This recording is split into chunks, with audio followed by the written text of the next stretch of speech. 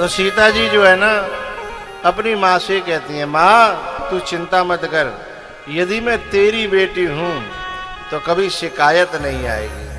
प्राण जा सकते हैं पर शिकायत नहीं आएगी, बेटी तो वही है। एक संत थे, उन्होंने एक बड़ी प्यारी बात बताई हमें स्वामी जी।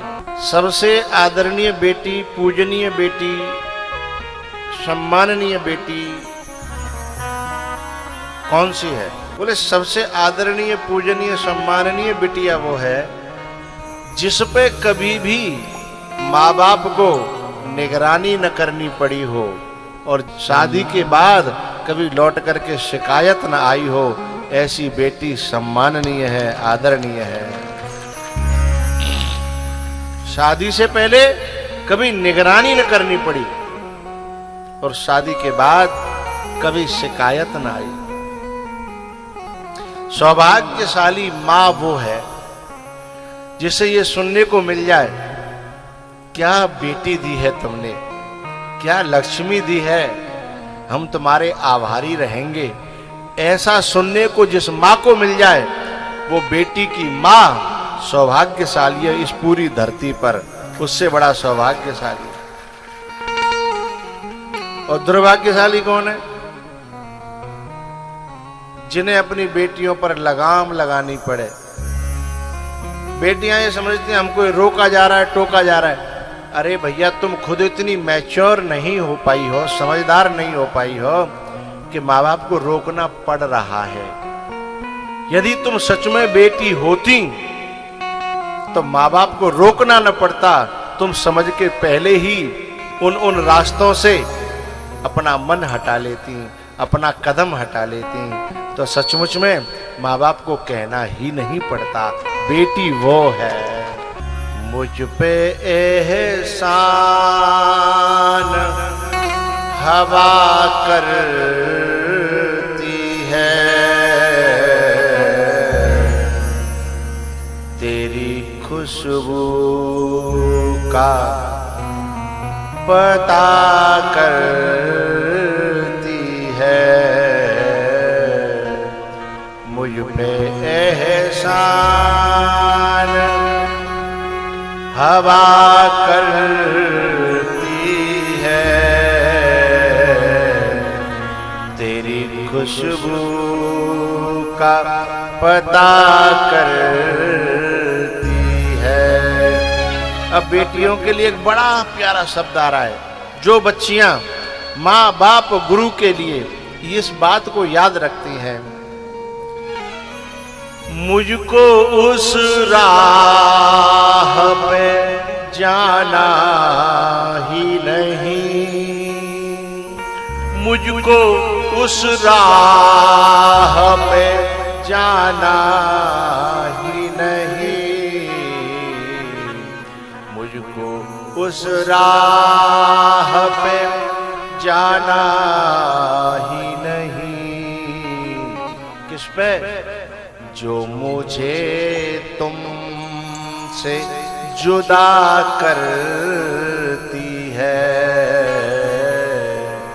मुझको उस राह पे जाना ही नहीं।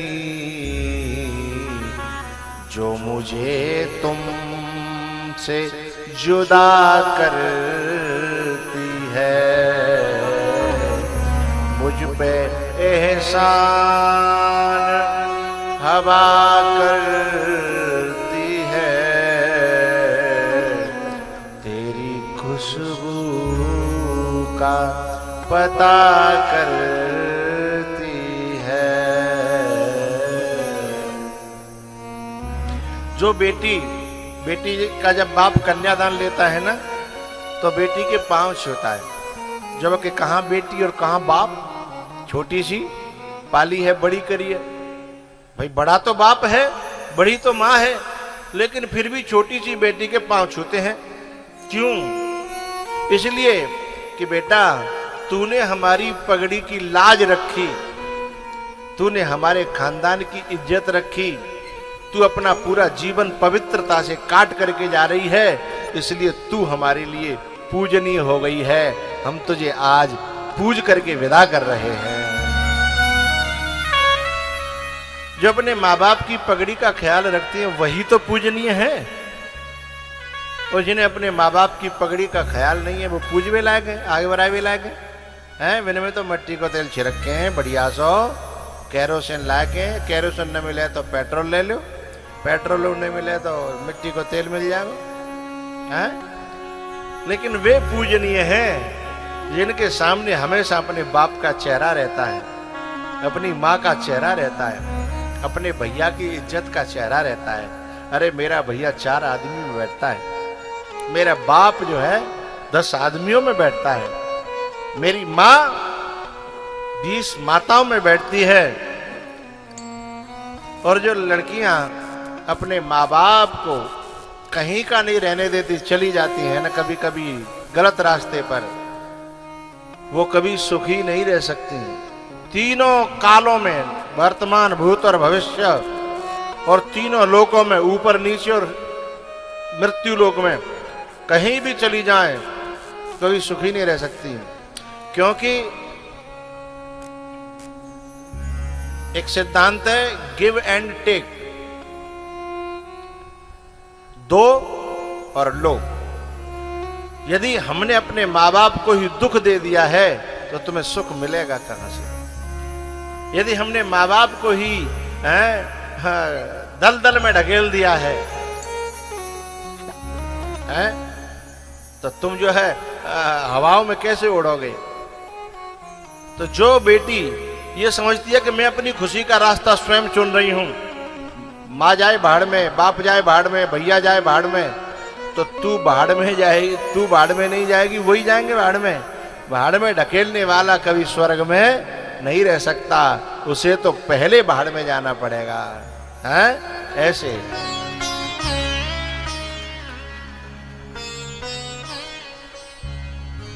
सीता जी ने कहा मां चिंता न कर तू, यदि मैं तेरी बेटी हूं तो लाश आ सकती है पर शिकायत नहीं आएगी।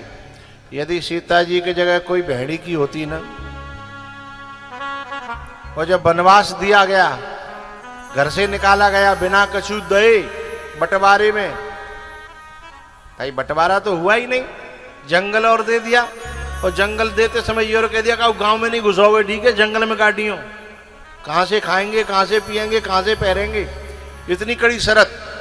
यदि उस जगह सीता जी की जगह कोई जसराना की होती ना, हंगामा खड़ा कर देती, ऐसे कैसे चली जाऊंगी जंगल, ब्याह की आई हूं, कोई न्यो ही ना चली आई मैं, सीधे टेलीफोन घुमाती, मम्मी मम्मी देख जहाँ का है रहो, जल्दी चली आ। मम्मी चली आती यदि जसराना की होती तो, क्या तू चिंता मत कर, अभी आई बाकी टेंटुआ पे पांव धर दूंगी। ये मत समझियो, जसराना की नहर को पानी पिया है मैंने, कच्चा खा जाऊंगी। लेकिन सीता जी वनवास चली गई और जनकपुर में कोई सूचना तक नहीं दी, क्योंकि मेरा कर्म है, मैं भोगूंगी।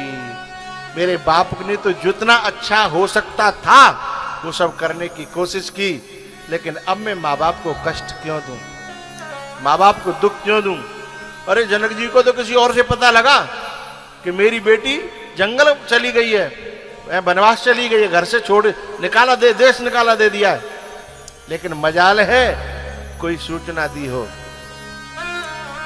राजशाही गहने उतार दिए, गेरुआ कपड़े पहने, और जब वो जंगल में जनक जी महाराज गए मिलने के लिए, तो तपस्वी वेश में राम और लक्ष्मण के साथ सीता जी बैठी थी, और अपनी बेटी को जब उस रूप में देखा ना, तो जनक जी की आंखें भर आईं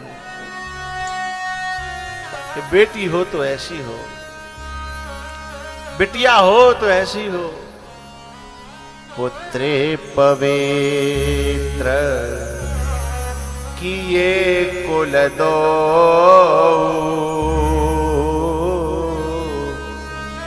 पुत्रे पवित्र किए कुल दो,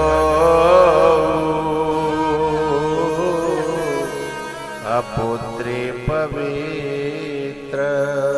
भैया सीता जी ने अपने पिताजी को चित्रकूट पे गले से लगाया, अंक से लगा लिया, लिपट गई। जनक जी ने कहा बेटा तूने मुझे बताया तक नहीं, खबर नहीं भेजी। बोले पिताजी आपके दिल को दुखी करना नहीं चाहती थी, और देखो मेरे यहाँ सब सुख है, मुझे क्या तकलीफ है, मुझे कोई परेशानी नहीं है। लक्ष्मण जैसा देवर मेरे साथ है, राम जैसे परमात्मा मेरे साथ हैं, और ये वनवासी सब मेरे अपने बन गए हैं। जब बेटी अपना ऐसा नेचर बनाएगी ना, स्वभाव, तो जहां चले जाएगी वह दुनिया को अपना बना लेगी, संसार अपना बन जाएगा। लेकिन जो अपनी माँ को अपना न बना पाई, लड़ती रही माँ से ही, अपनी दादी को अपना न बना पाई, अपने चाचा ताऊओं को, पिताजी को अपना न बना पाई, इन्हीं से लड़ती रही हो, वो दुनिया में किसी को क्या अपना बनाएगी? हैं? क्योंकि शुरुआत अपने जीवन से, अपने घर से हैं। First impression the last impression. जिसके जीवन में शुरुआत में ही मैत्री रहती है, फ्रेंडशिप रहती है, घर से ही, मम्मी से, पापा से, चाचा से, ताऊ से, भैया से, हैं, जो इन्हें तो गिनती नहीं है और दुनिया में फ्रेंड रिक्वेस्ट भेजती फिरती हैं, उनका दुनिया में कोई अपना नहीं बन पाता। धोखा है, धोखा है भैया, समझ लें। वो समझे भले ही कि मेरी इतनी फ्रेंड्स फॉलोइंग हो गई है, ना ना ना ना, ये आंखों का धोखा सच्चाई नहीं है। ये आंखों का धोखा सच्चाई नहीं है। भैया सीता जी को गले से लगा करके जनक जी रोए, उनकी मां सुनैना रोई है कि बेटा तू जंगल में आ गई, हमें बताया तक नहीं। अरे मैया मैं कितनी खुश हूं, तुम्हें क्या पता। यहाँ ऋषि मुनियों का दर्शन, पशु पंछियों का संग है, और यहाँ प्रकृति के अपने नजदीक रह करके मैं भजन करूंगी, पूजा करूंगी, साधना करूंगी। ऐसा मौका किसको मिलता है माँ? तो बुराई में भी भलाई खोज ले, ऐसी बेटी धन्य है।